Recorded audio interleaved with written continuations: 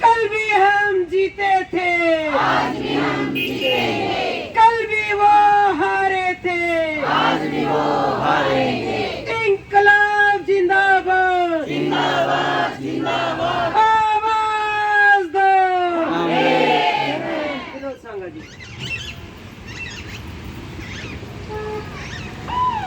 यहाँ पर काफी दिनों से संघर्षरत आशा वर्कर बहनें और आंगनवाड़ी कार्यकर्ता, आपका संघर्ष किसी से छुपा हुआ नहीं है, क्योंकि जब लोग अपने घरों के अंदर छुपे बैठे थे उस समय आप मैदान में थे। ये किसी से छुपा हुआ नहीं है। अब वॉरियर हो, योद्धा हो। तो कहते कि पानी में कोई धार नहीं होती, लेकिन फिर भी यदि उसी पानी की धार को पत्थर पर लगातार गिराया जाता रहे तो वही पानी की धार पत्थर के अंदर सुराख कर देती है। ये उदाहरण हमने आप लोगों के सामने प्रस्तुत किया है, प्रत्यक्ष एग्जाम्पल है आपके सामने। पीटीआई का ये धरने पे आप लोग बैठे हो, ये हमारा पीटीआई का ही धरना था। हमने लगातार 1156 लगातार आंदोलन किया, संघर्ष का उसका नतीजा हम लोग आज ड्यूटी पर हैं। तो ईमानदारी से संघर्ष करने वालों की कभी हार नहीं होती, बशर्ते लगातार ईमानदार से संघर्ष चलना चाहिए। तो यहाँ पर जितने भी कार्यकर्ता बैठी सभी योद्धा हैं। फील्ड में आप लोगों ने काम किया है, धरातल से जुड़कर आप लोगों ने काम किया है, लेकिन हमारे सामने एक समस्या है।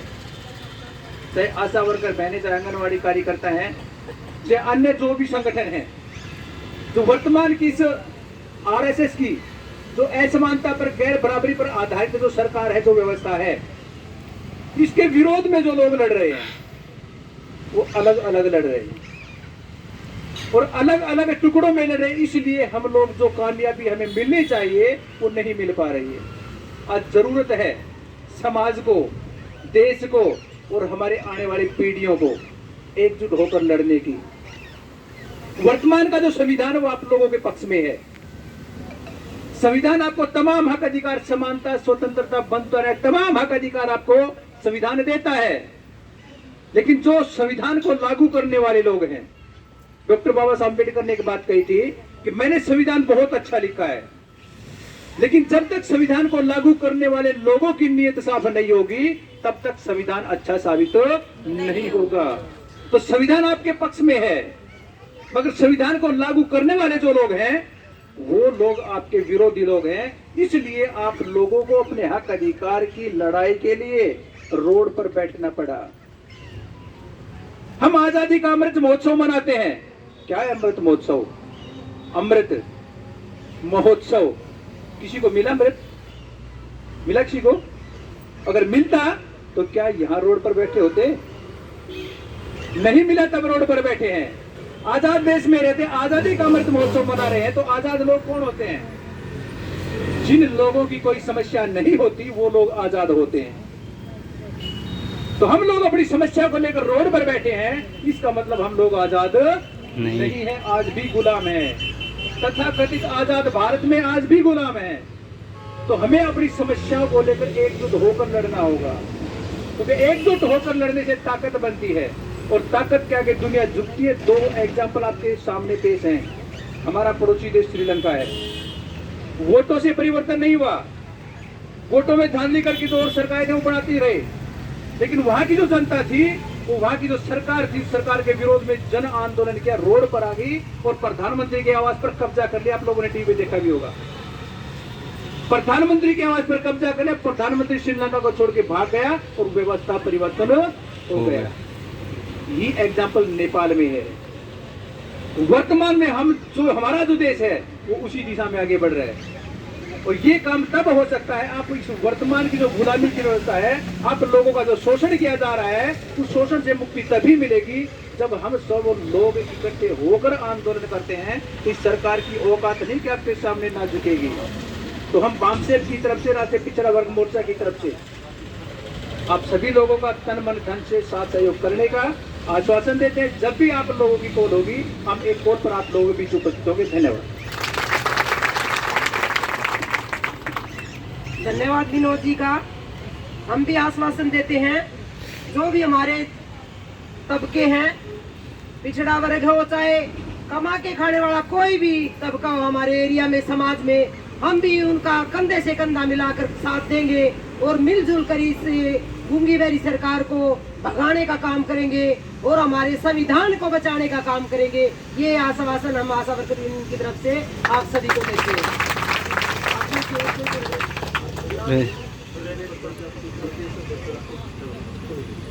प्रदेश के अध्यक्ष, पिछड़ा वर्ग के राष्ट्रीय अध्यक्ष प्रजापति, क्या बोला नाम? सुरेश प्रजापति। सुरेश प्रजापति जी, वो भी हमारे बीच में आएंगे, हमारी बातों का भी समर्थन करेंगे, हमारी मांगों का समर्थन करेंगे और समाज के में आजकल जो चला हुआ है उसके बारे में विस्तार से हमें बताएंगे। सभी बहनों को मेरा हाथ जोड़ के नमस्कार। बहनों, सबसे पहले तो आपके हौसले को मैं नमन करता हूं। आप लोग 33-34 दिन से यहाँ पे बैठे हो, इतनी गर्मी पड़ रही है, वो कहते हैं बाधुआ का काम के तो मारा सीरी का काम ना हमारा बाधुआ का काम। इस बाधुआ का काम में जो आप तपस्या कर रहे हो ना, इसका फल आपने मिलेगा। नंबर 2, आपकी जीत तो निश्चित है, समझो, क्योंकि अपना जगह है इसी मिलनी। विनोद जी वर्गे संघर्षशील साथी यहाँ जीत हासिल करके और आप लोगों ने वही जगह चुनी। मैं राष्ट्रीय पिछड़ा वर्ग मोर्चा हरियाणा का प्रदेश अध्यक्ष होने के नाते आप लोगों को आश्वासन देता हूं, जब भी आपको हमारी रात के 12 बजे भी जरूरत पड़ेगी, जितनी आप बहनें आई बैठी है, आपसे ज्यादा जनसंख्या लेके आपके साथ खड़े होंगे।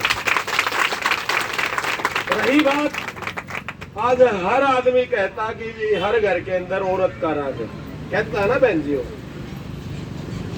आप लोगों के हाथ में तो बागडोर है, हर जगह आपकी सुनवाई है, नहीं है तो एक सिर्फ खट्टर सरकार के अंदर नहीं। आज आप एक चीज देखोगे, कोरोना काल के अंदर आप लोगों ने अपनी जान हथेली पे रख के कितनी मेहनत की है और देश के अंदर कोई भी ऐसा आदमी नहीं था भी जिसको 2 महीने 2.5 महीने कोरोना में उन्होंने क्वारंटाइन कर दिया, किसी की आमदनी बढ़ी।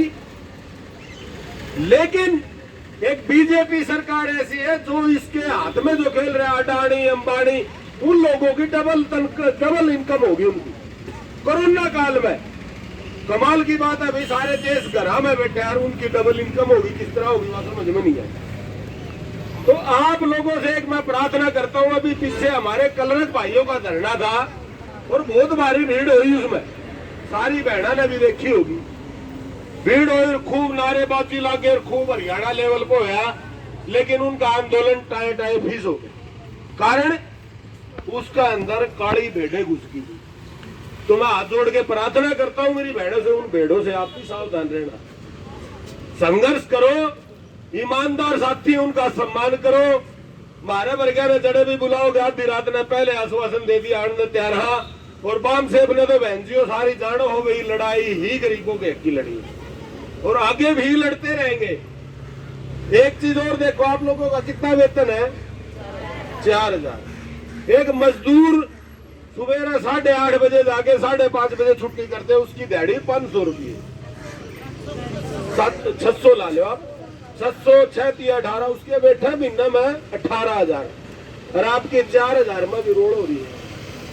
ये लोग जब भी ये पार्लियामेंट में, विधानसभा में, जब भी अपना वेतन बढ़ाना हो 1 मिनट लागे, किसी ने मेरा भी कौन पढ़ता, अरे तुम्हारे 4,000 में बिटो तो डूब के मर जाओ, 4,000 में कड़ा आदमी मिले घास का दिन, 24 घंटे की ड्यूटी, तो तारा तो पुलिस वाले पर का काम हो रहा है। तो थोड़ा सा सोचो, आप लोगों ने एक चीज आगे कान का ना, कान पकड़ के पल्ला गांठ मार लो, तारा बीच का आदमी, इलेक्शन का दौर है, यो 24 का इलेक्शन आ गया, यो बहुत बढ़िया मौका है। और 4,000 में बहन जो किसी का गुजारा को नहीं होता भाई। मारे बाम सेब के साथी हमने आश्वासन दे, हमने जड़े भी किसी खान पीन की कोई दिक्कत हो ना, हम तारा अग खड़े पावांगे, लेकिन आंदोलन कमजोर ना पड़न दियो। सारी हर तरह मदद करांगे, पैसे तो मदद करांगे, आदमी तो करांगे, जिसी तुम्हारे चाहोगे दिल से करांगे, लेकिन आंदोलन कमजोर नहीं होना चाहिए। और इलेक्शन का टाइम है, आने वाले टाइम में कोई भी पार्टी हो, हमारे हक की बात ये करेंगे, क्योंकि 9 साल हो गए, 4-5वां साल दोबारा लग गया, ये किसी ने को नहीं सुनते ना। ये भी इलेक्शन में इतना वोटा की जरूरत, हमारे कड़े जरूरत है हमारी वोटा की, के दो रैली में भीड़ इकट्ठी करवाने की जरूरत है।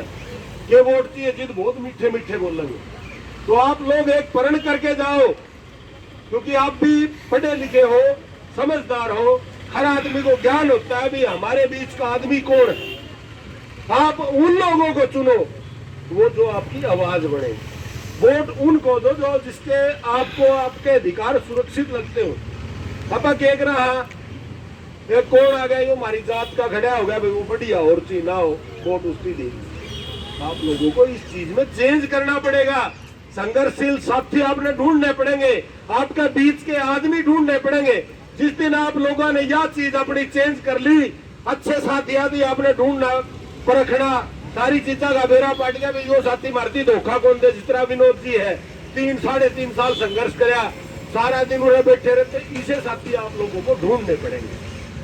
और मैं माफी चाहूंगा, बोलना और भी चाहता था, लेकिन हमारी एक रोहतक मीटिंग है, आप लोगों ने हमारे को इतना इज्जत मान दिया, आप लोगों का हाथ जोड़ के धन्यवाद, बहुत बहुत धन्यवाद सुरेश प्रजापति जी का।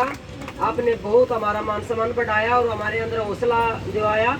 हम भी आपका पूरा आश्वासन देते हैं। मैडम जी भी आप कुछ बोलेंगे क्या?